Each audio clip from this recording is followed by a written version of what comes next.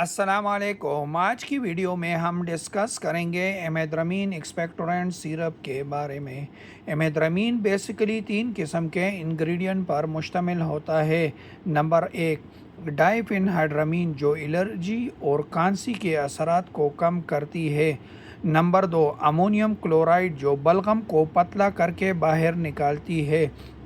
Number 3 sodium citrate जो बलगम को पतला करके आसानी से बाहर निकालती है। एमेद्रामीन सिरप को आम तौर पर प्रोडक्टिव कफ यानी बलगम वाली खांसी के लिए, सांस की नालियों में कंजेशन के लिए, ज़ुकाम या ब्रोंकाइटिस में खांसी के लिए और सांस लेने में आसानी के लिए इस्तेमाल किया जाता है।